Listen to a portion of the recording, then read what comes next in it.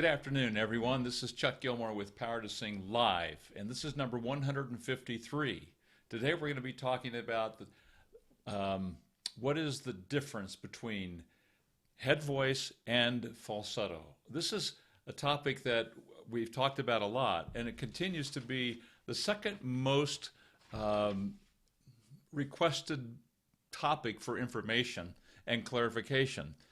And so we're going to talk about two things specifically today. Number one, we're going to talk about the structure of head voice and the feeling of the head voice. And then we're going to talk about the structure, the anatomical structure of falsetto and that feeling of falsetto.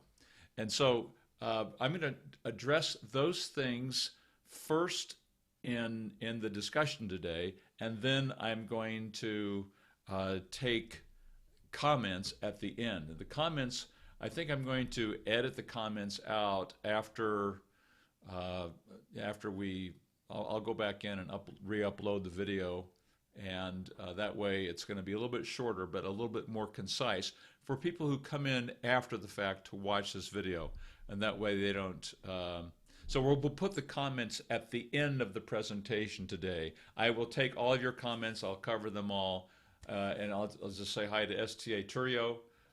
What's up with you? Nice to have you here today. Daniel, hi. Nuno, great to have you you guys here today. So we're going to be talking about those specific things, the structure and the anatomical structure and feeling, and the anatomical structure and sound of head voice and falsetto, and see if that helps you differentiate the difference, understand the difference, not only in anatomically what's going on, but also the feeling of it, and the feeling and kind of the sound of it.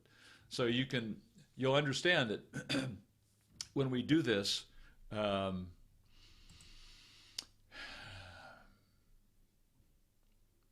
receiving data from your encoder. Well, have you guys been able to see me so far? Before I keep going on, it appears as if everything's working okay. So, okay, it does appear to be working.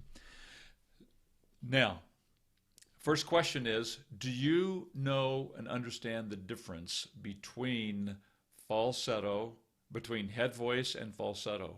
Do you understand it anatomically, that is structurally in the larynx, within the chord structure of the voice? Do you understand the difference between the head voice and between falsetto? There is a difference, and this is fundamentally what creates the difference in the sound as well, and in the function of head voice versus falsetto, or falsetto versus head voice. We'll dive deeper into that. Let me know in the comments. Do you understand the difference between falsetto and head voice? Let me know. This is understandable. Why is this an understandable confusion? Especially, well, for guys and girls. I think the number one reason is because both head voice and falsetto vibrate in the same structure, the same area of the body, and that is usually it's vibrating in head. Now, why do I even hesitate when I say that? Is because I can this is in the upper part of my chest voice, so I can break into falsetto technically in my chest voice.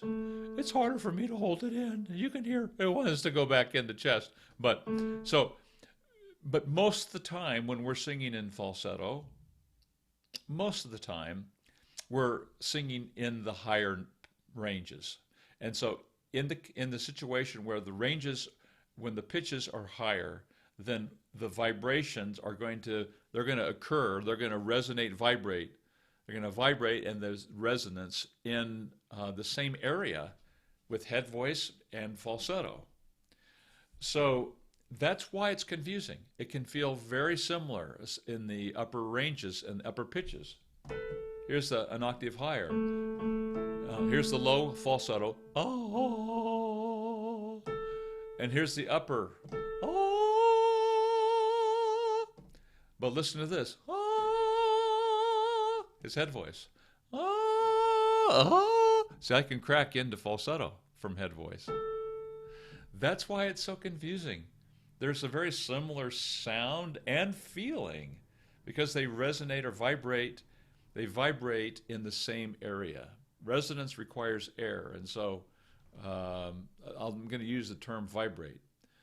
The vibrations are in the same neighborhood between the two, between falsetto and head voice, unless you're breaking into falsetto in your chest register. And there are some. I've met a few people who I think really talk in their falsetto. I haven't met any. I don't think I know any guys that way. But I've. You remember Aunt B in Andy Mayberry program? Aunt B, I think she talked in her falsetto most all the time. Andy. So there are some voices that rely on that falsetto for even speaking. And I would say they're probably more of the female voice. They're rare, but they do occur. So the confusion is because they vibrate and feel similar and sound similar in the upper pitches. And that's why there's such a confusion. All right, so I'm going to talk about structure. Let me just say hi to real quick those who have joined. And Ogbuefi, can't pronounce your name, but and Sydney, hi you guys, nice to have you join us today. All right, let's jump right in to, in my mind, nice to have you here. We're going to jump right into this discussion now. First thing we're going to talk about is the structure of the head voice, the structure, the anatomical structure. So anatomically speaking, we're gonna get into a little bit of anatomy today of the vocal folds or the vocal cords. They're interchangeable. They're used interchangeably, and what the feeling is, and then we'll talk about the anatomical structure and what the sound is. So of head voice, there are at least 3 different muscle groups that are present in head voice, and there probably are more, but for our discussion today and in our comparison, I'm going to talk about these 3. The transverse arytenoids, the transverse arytenoid muscle. What is the function of the transverse arytenoid muscle?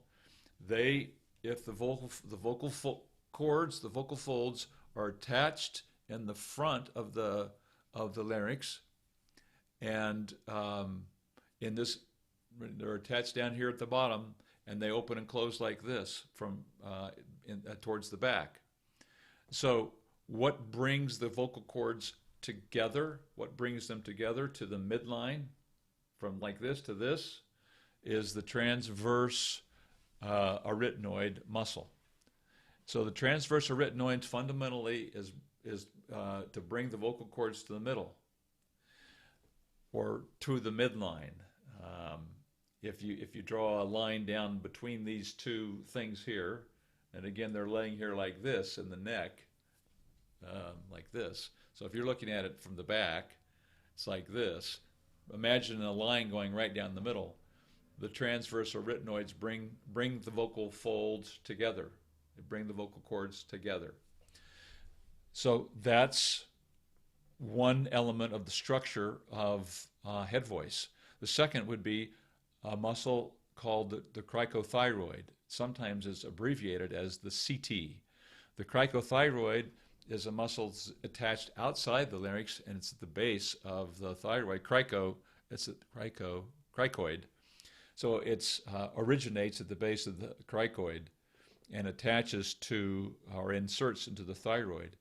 And so what happens is this muscle tilts the thyroid, and when it tilts the thyroid, it has the impact. How it impacts the vocal cords is that it tenses them. It stretches them, and so this rotation is a way that the vocal cords are tensed, and so it also involves, the CT involves a pitch making function. So in head voice, those two things are going, the thyroid, transverse retinoid, and the cricothyroid, the CT. Now, in head voice, there's another muscle that's participating, and that's the thyroid arytenoid. The thyroid arytenoid is actually inside the vocal folds, and it functions. It has a couple functions. One of its functions, which really makes the difference in between head voice and falsetto, is that it bulks up the.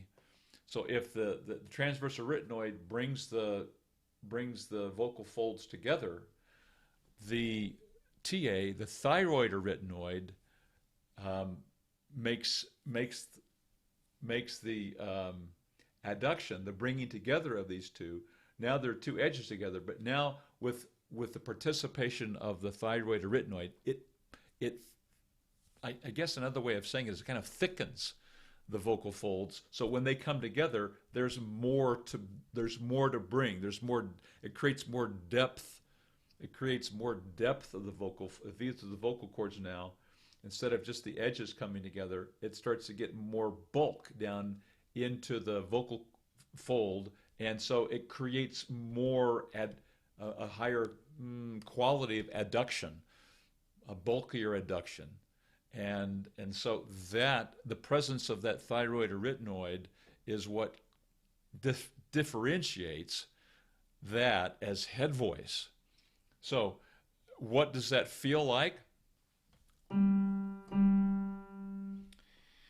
I'll pull the chest voice a little bit for you. That's what it feels like. Let me show you. This is not how you do head voice, but so there's definitely thyroid arytenoid. The TA is participating in that, but we're over adducting. There's too much being brought to midline. It's too bulky. So we've got to learn to allow that to relax and to thin out a little bit. So if I said,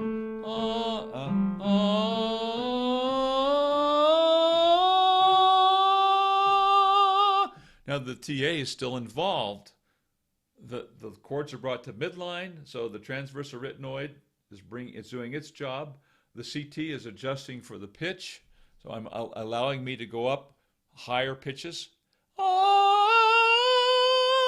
So there's the tension, allowing the pitch adjustment from the CT, but also notice that there is a little bit more. There's this constant connection from the chest, from here over to here. I'll start over here. It's backwards on the camera, but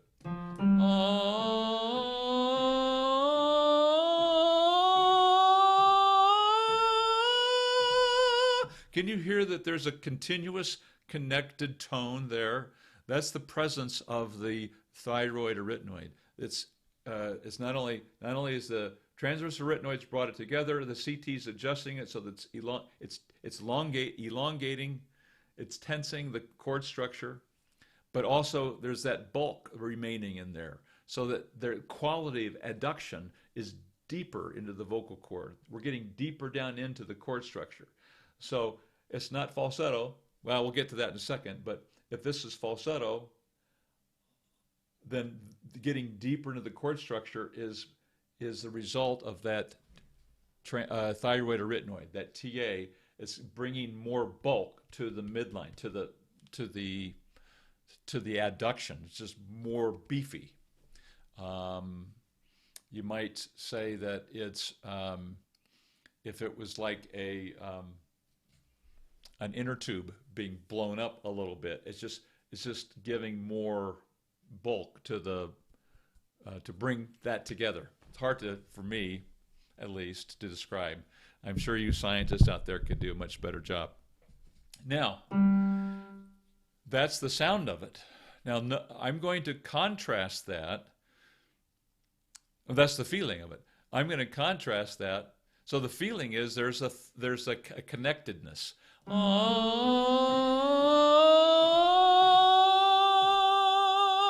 So there's that connected feeling from chest to my head voice.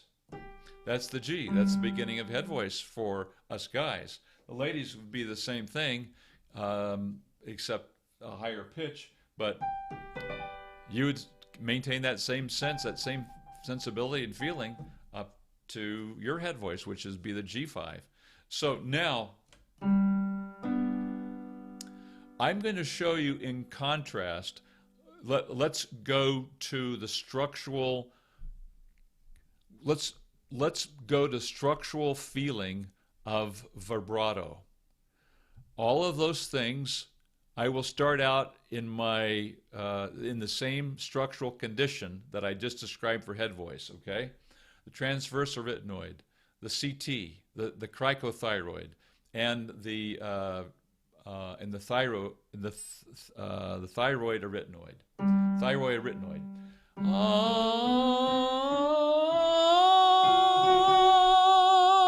Now listen. Can you hear the difference? So the sound changed there because the structure changed. The structure, suddenly we're missing one element of the structural sound of head voice.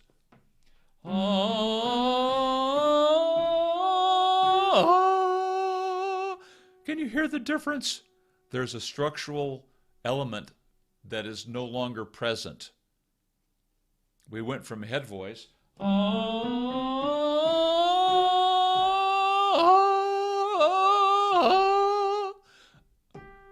What is it that is we subtract? What is missing from the head voice, from those three elements? Is it the transverse retinoid? Nope, they're still coming to the midline. The CT is still adjusting the thyroid, tilting the thyroid, and it's adjusting for pitch. But the difference in the structure between the head voice and the vibrato is that the transverse, the thyroid retinoid, what's often called the TA, the thyroid retinoid is no longer participating. It's absent. You can hear it. You can hear it release.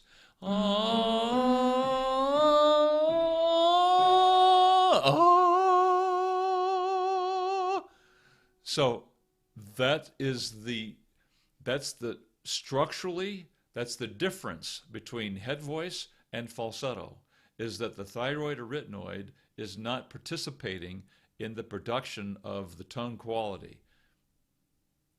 And so if we have this in head voice, we're deeper into the chord structure. Now the thyroid retinoid is no longer bulking up the chord structure, and it's no longer creating a deeper adduction for head voice. And so we have a different sound. Well, I'm blending the two things together. We have a different feeling, definitely.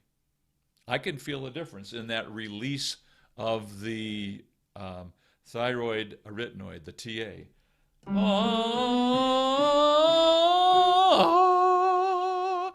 It feels like I've no longer connected to the bottom. Now, that's a first-person description. And because it's my experience, I don't feel that connectedness to my chest, to the bottom. I don't feel that, and in essence, I don't feel the mix of now up here. I don't feel a mix.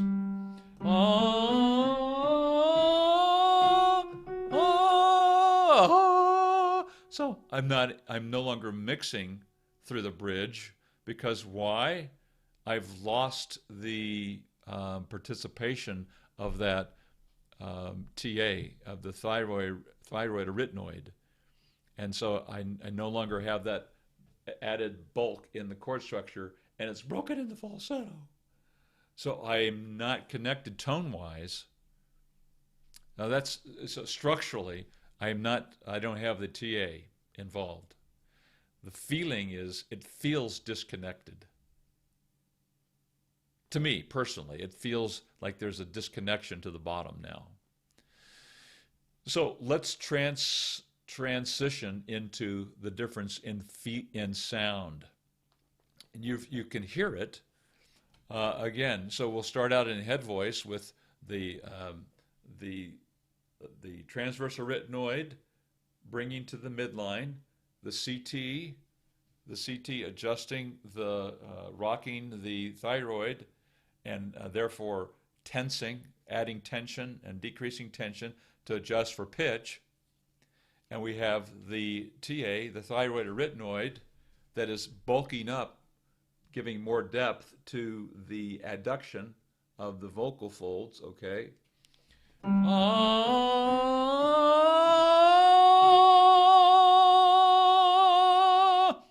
So I've got that connected tone feeling. All right, so now what am I missing? I'm missing the thyroid retinoid. The thyroid retinoid, the thyroid retinoid is gone. The thyroid retinoid is there. The thyroid retinoid is not participating now. So I can go back and forth, but it's not on pitch between the thyroid retinoid participating and not participating. It's kind of that yodel sound. And I'm probably getting out on a limb on that. There may be some other things with that. But, so, can you hear a difference in the sound?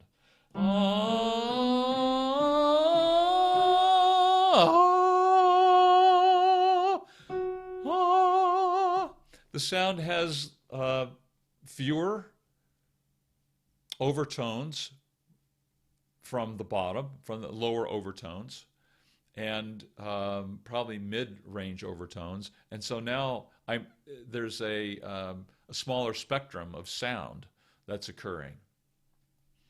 So that's one difference, and you can probably hear that. And so I hear it and feel it when the thyroid retinoid is gone from the production of the tone. Listen to what happens if I do the whole thing in falsetto.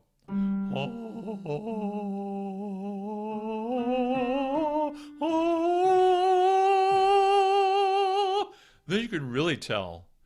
Now the LCA, or sorry, the transverse retinoids have brought the chords together.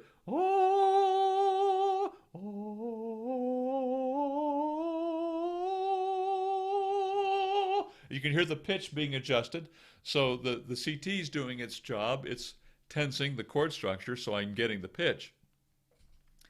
But the sound is missing something, isn't it? And that's because now we're not getting the thyroid retinoid. The TA is not bulking up the adduction.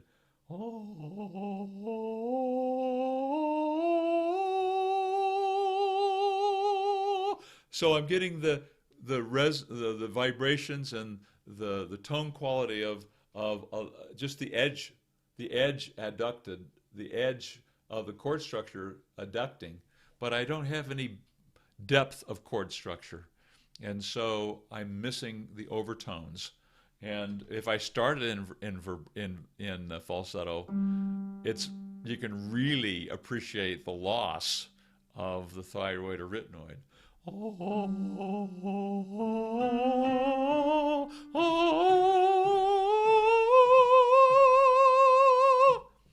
That's the difference in the sound in falsetto when the thyroid retinoid, the TA, is without the TA. So we've really, the structural difference really impacts how things sound.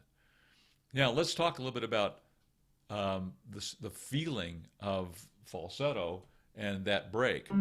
Ah, ah. Well, I'll just start in falsetto. I won't even break. No break. I took it out.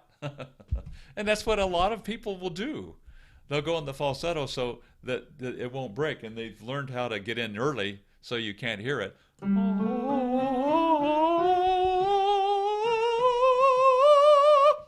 However, I can feel that it's lighter. I can feel that there's more air escaping. I can and I can hear that lighter sound. I can hear the air escaping. Now, what happens though if I come back down?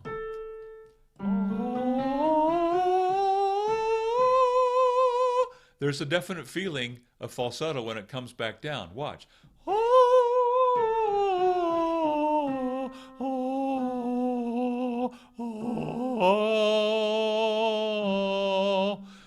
I can feel and I can hear a clunk. Well, what is it? I suppose that that's the TA re-engaging in chest. I think it has to re-engage at a certain point on the way down, because the TA also is involved in shortening and thickening the chord structure, the thyroid or retinoid, and so it's doing its job. And for it to can fully do its job, it's got to engage. And so coming from coming from the position of there being no TA to then the TA engaging, listen to it again.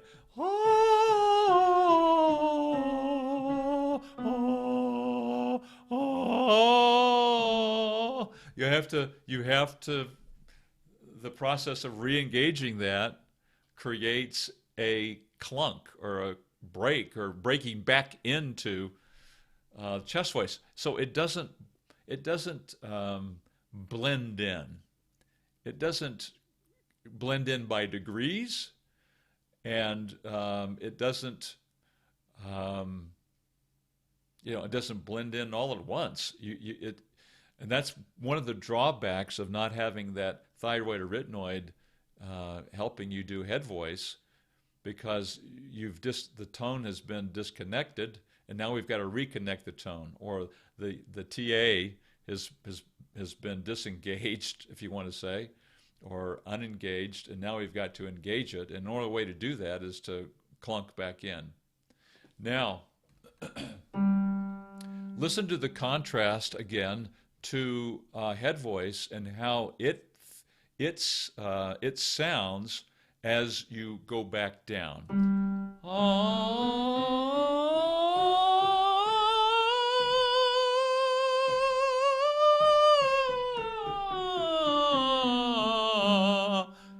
I'm out of air, but I didn't disconnect. So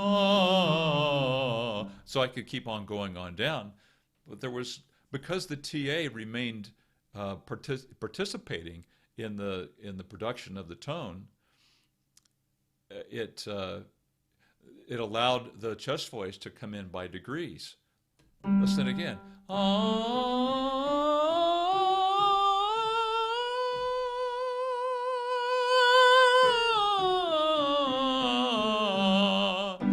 So that's what's so amazing about head voice.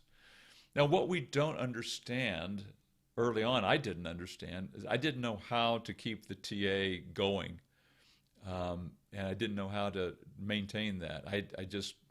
I would just crack in the falsetto when I hit the bridge of the voice and got, as I was approaching my head voice, I just thought that was the top. But that's not. There's a way to keep that thyroid or retinoid engaged so that you could still sing softly with the thyroid or retinoid engaged. I'll try it.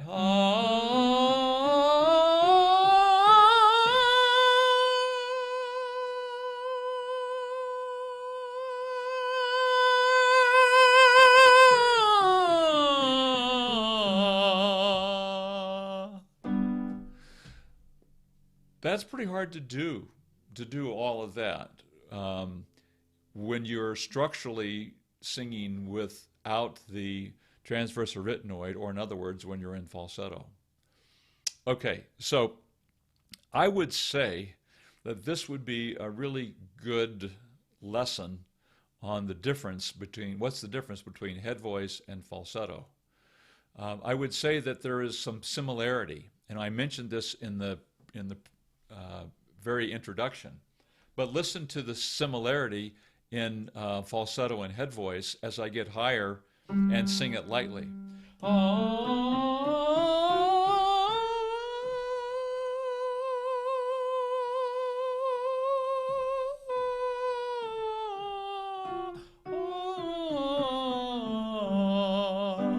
You could tell that that was my head voice. I maintained that connected tone, or in other words, the transverse arytenoid, or the thyroid arytenoid, the TA, remained participating in that tonal production the whole time. But let's say I'll do the same thing in falsetto.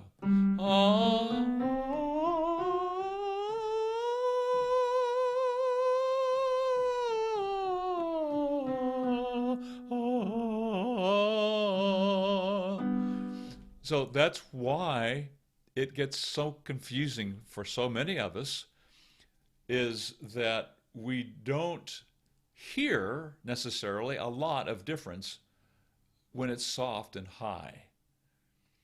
Now, it's harder to do the messa voce, the crescendo decrescendo,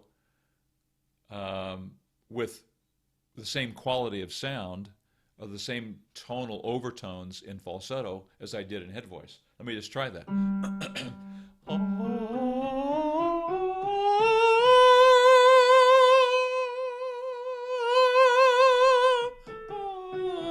I do run out of air faster. And now I'm still stuck in falsetto. So it won't blend back in. Now I'll do the same thing again in chest, or in my head voice.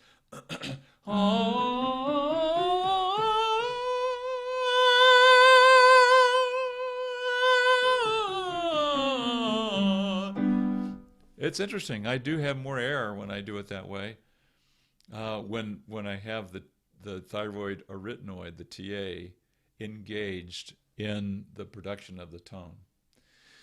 So in terms of, what my feeling is, that the head voice is serviceable, is as serviceable as a falsetto. In other words, I can do what people do in falsetto. I mean, there's a few people in the world who have built their falsetto to sound very strong and powerful, and they've kind of built their careers around the falsetto. And that's, I guess that's a choice that you can make. But remember that typically the falsetto, which doesn't involve the thyroid arytenoid, the TA, that's the muscle. That's the muscle inside the vocal cord. So imagine singing most of your life without engaging the muscle of the vocal cord.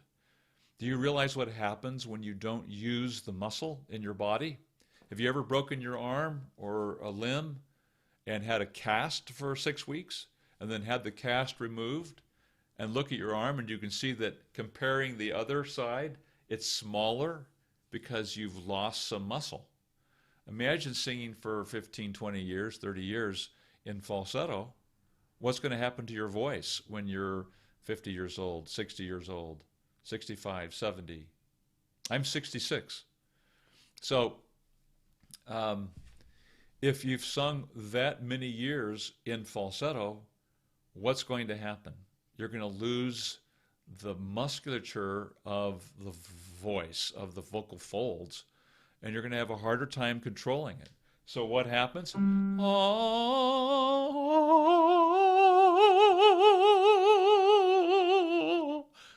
Why the wobble?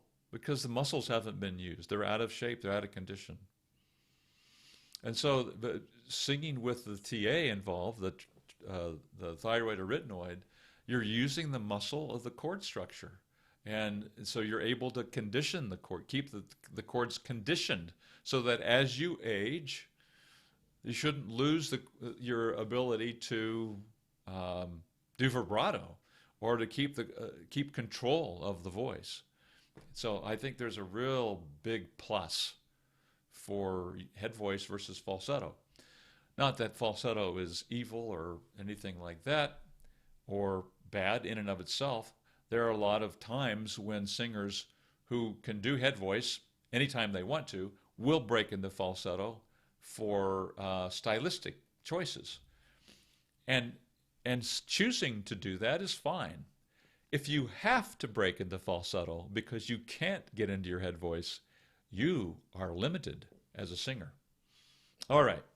End of this presentation on what is falsetto, what's the difference between between head voice and falsetto, and we've talked about it today in terms of the anatomic difference and in feeling and anatomic difference in sound. If I've left something out in this discussion, I would appreciate any of you bringing that to my attention. So let me come back in here today, and I'll answer it. We'll do a Q&A beginning now, and also some more greetings.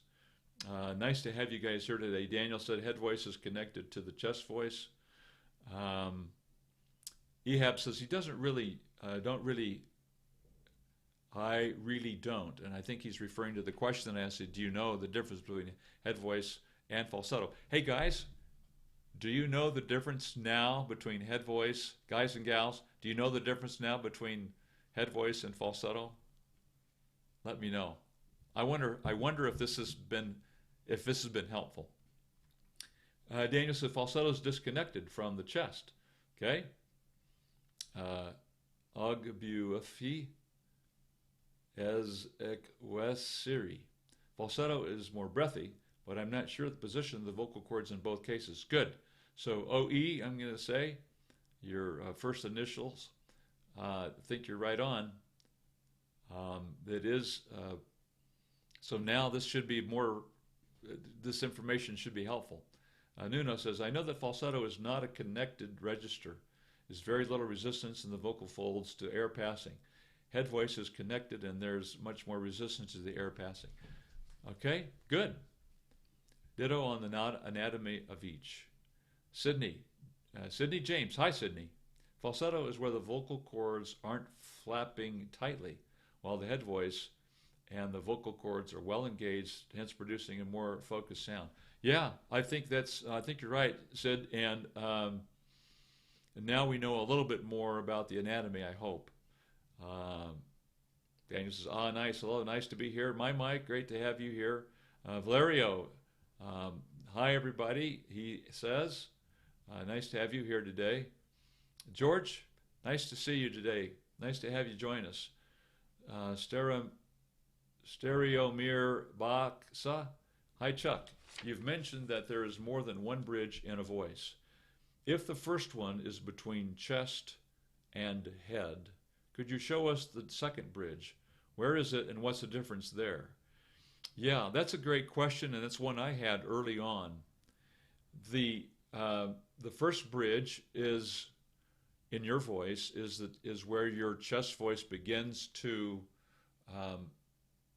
where head voice begins to come in. So chest has to diminish and more head has to come in as you go through this transition area called the bridge. So it's different. It's the same for all the contraltos. It's the same for all the sopranos and mezzos. It's the same for the basses, and it's the same for tenors and baritones. Now, there's a difference between those two, but let's just assume right now that you're a baritone. So, as you sing higher, you're going to go and start bridging there. So, E, F, F sharp is the first bridge.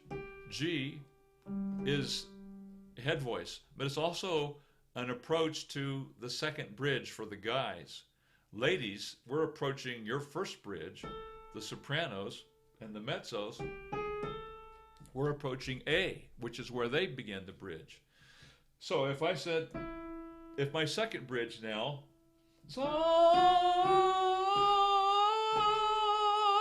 now I'm going into my second, or actually it's my third bridge, because I bridge down here where the basses bridge. So I'm bridging at the A below middle C because I've got so much depth. I've got a lot of depth in my voice, and I bridge. I really have always felt about the B below middle C. So I start bridging on the A. So for me, my second bridge is the baritone first bridge, E, F, F sharp. So I'm approaching my third bridge.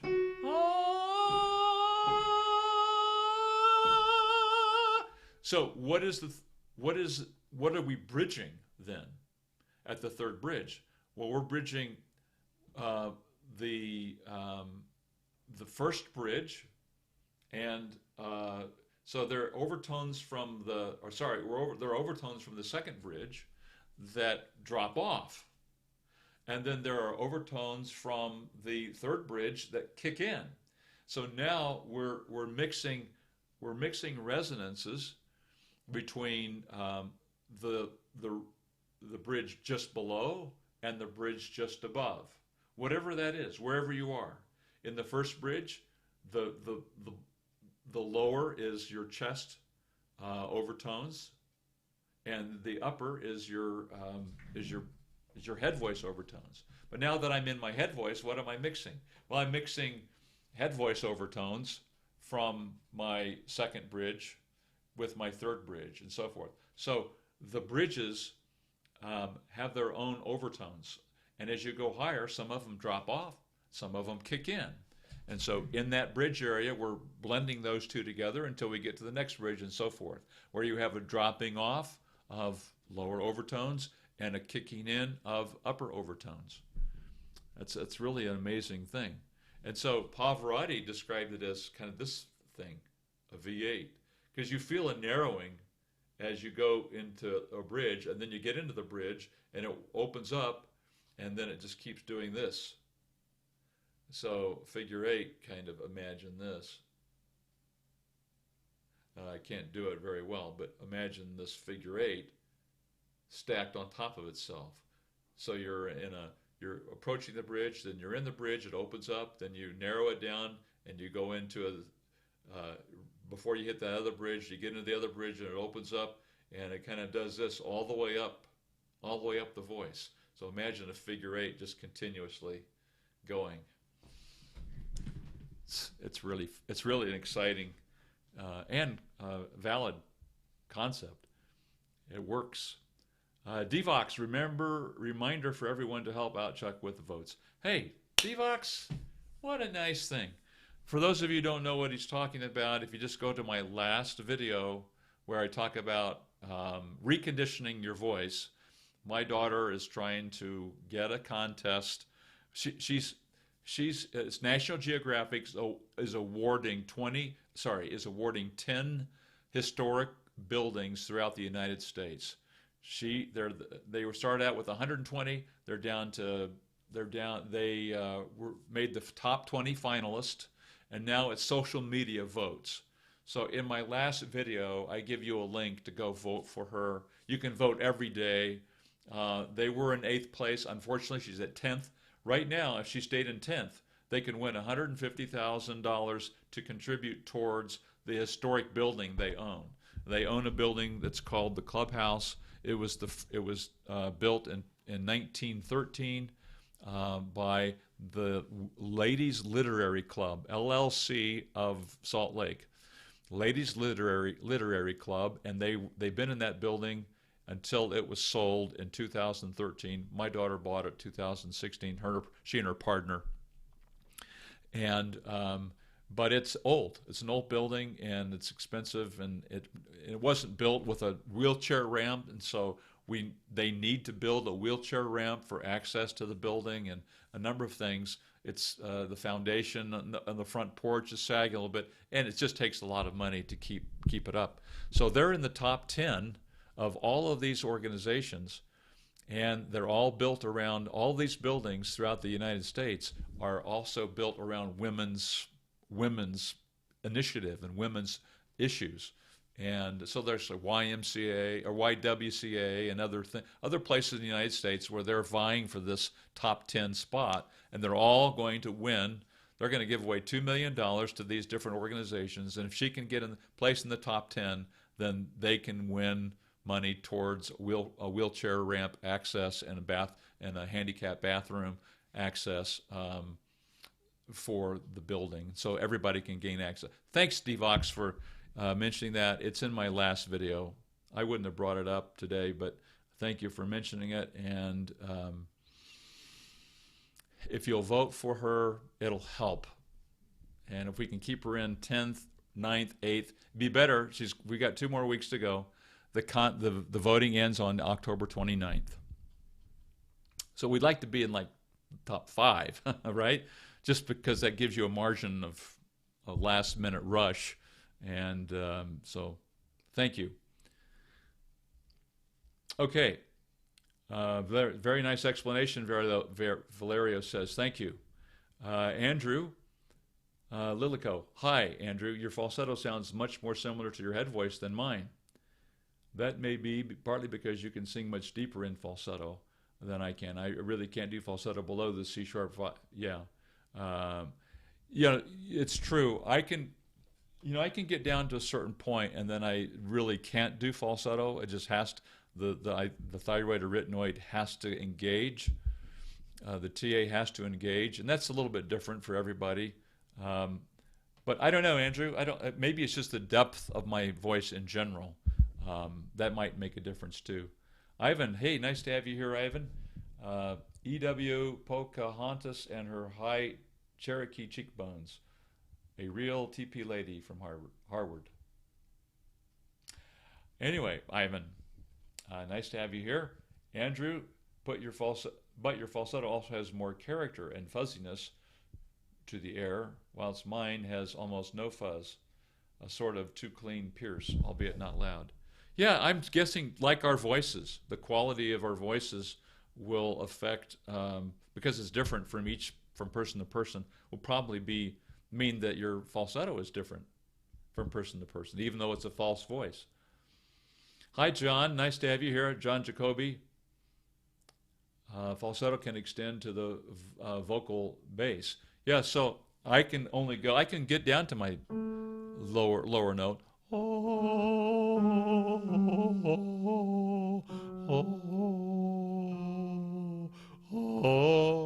But I just, that's the F, and it's barely making a sound. I think it's different for everybody, but eventually, if you're going to vocalize, I can't break into falsetto down here. If I break, it's going to break up. The pitch will be higher. Actually, it goes an octave.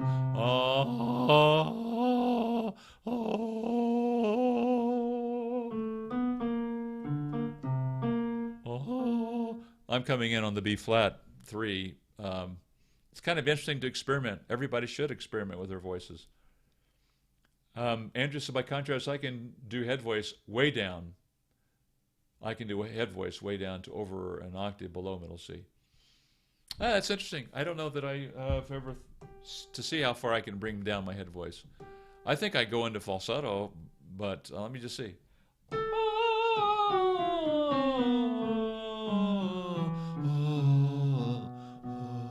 I guess it depends on the quality of the head voice. In a way, I think I'm just blending into soft chest, light chest, blending into the light chest. Because I can blend when I'm coming down from head voice. I don't think I could do that with falsetto since it's disconnected tone. Bernardo, hi. Nice to have you here today. I feel that my tone a little bit disconnected, but I have a lot of mucus. How that influences the process? It always makes it harder, Bernardo. So we have a saying at the theater where a friend of mine, he always says, embrace the mucus. What can you do? Sometimes mucus is obviously it's caused by allergies or a cold, that post-nasal drip, and it accumulates on the cord structure. Now you can get accumulation of mucus that's protecting the cords from acid reflux. And so if you have acid reflux, you're going to have more, you could get postnasal drip and more mucus buildup on your vocal folds. That's um, one of the indications that you may have some acid reflux is if you have a kind of a continual postnasal drip. You have to always be clearing the mucus off of your vocal cords. There may be something going on there with acid reflux. You may want to get that checked out if you're not suffering from allergies or a cold. Andrew Lillico says, you just said you were adding in some chest to your sound as you went loud, but I couldn't hear what the difference was between that and just making the head voice loud, at least as I do it. And when in pure head voice, do we increase volume only by making it more hooty, more resonance, but no increase in resistance, like when we go louder in chest? No, Andrew, I think that the vocal cords also have to adduct a little more firmly, or vice versa, they have to let go a little bit. And that's one of the things that we start to realize is that we actually can get very powerful in our head voice by not tensing up the vocal, by letting go, by releasing the vocal folds. So if I said, ma, ma, ma, ma, ma, ma, ma, ma, ma, ma,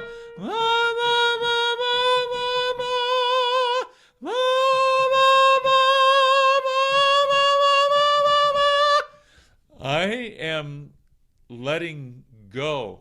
I'm letting a lot of air go through my vocal cords. And then I'm kind of leaning into that feeling of letting go, but I'm not squeezing it. Now, if I put a little, and I think that's the optimal way to do it. So that's what I'm trying to do, is let go more of. So I don't know that I demonstrated that well the first time, but I think that that's the way you develop real power, because the vocal cords are on their own. There's no squeeze. There's no musculature clamping down on it. It's just the vocal folds and the air, and they're just having a good time playing together. And I think it can get very powerful that way. David A., is it normal for the Adam's apple to go up during some head voice? I think so. I mean, I think that the Adam's apple kind of bobbles a little bit.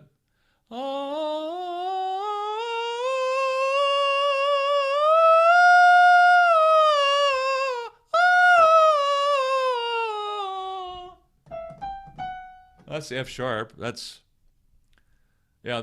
My larynx is up a little bit on that, but you know, if I tried to do it with a kind of more of a hooty sound, if I said,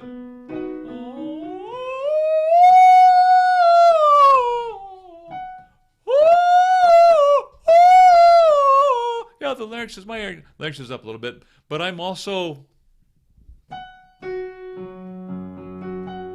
3 octaves into my range. So, you know, you kind of have to take every situation individually. David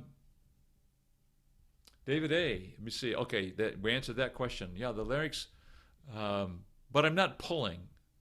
I'm not pulling chest up. If I were better at it, probably the larynx would stay down a little bit more.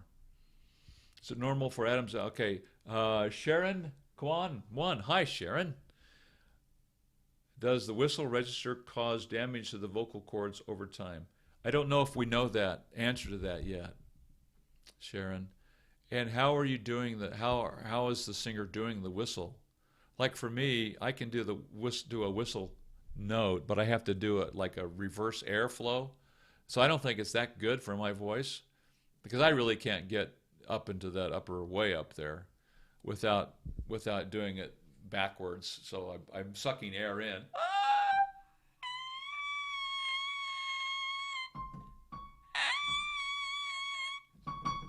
So that's the high C sharp 6. That's my whistle note, but I'm also sucking air in and doing it backwards through my chords. I don't think it's really that good for it. But I never sing with that anyway. I don't know how I could do that and sing. Anyway, Sharon, I don't think we have the data yet to support either or, and it probably depends on how the singer is producing. the whistle tone. Adam's apple ascending might mean strain. Yes, I agree. And so I think we have to be careful with that. And if I were better at it, I'd probably have my larynx down even more. Mr. TB2 Arvid. Hi, Chuck. What does it mean to cover the voice? Does it mean that you modify vowels, jaw placement in order to be able to sing higher? You know, I know there are different interpretations of cover. Like I saw Pavarotti talk about covering when I heard him mixing and blending the chest and the head together. He did an exercise. He said you're not a great tenor unless you learn how to cover E or F sharp G. I think he was talking about, and I heard him demonstrate an open vowel.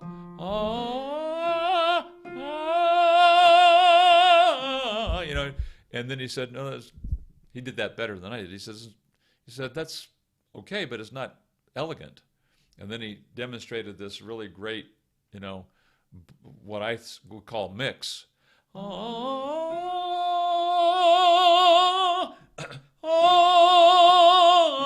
You know, and just with his great resonance and so forth. So he called that cover. The cover that I've referred to before and that I've heard people do is more of a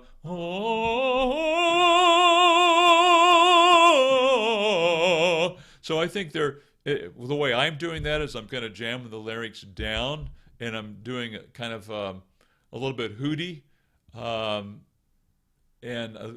so that's another way of covering. And I think people had started doing that because they couldn't get through the bridge, so they'd say,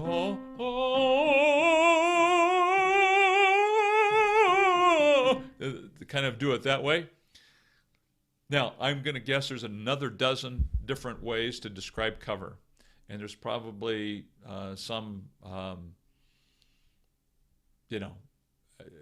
advantages and disadvantages. But a cover or a couple, I think I've heard that also mentioned.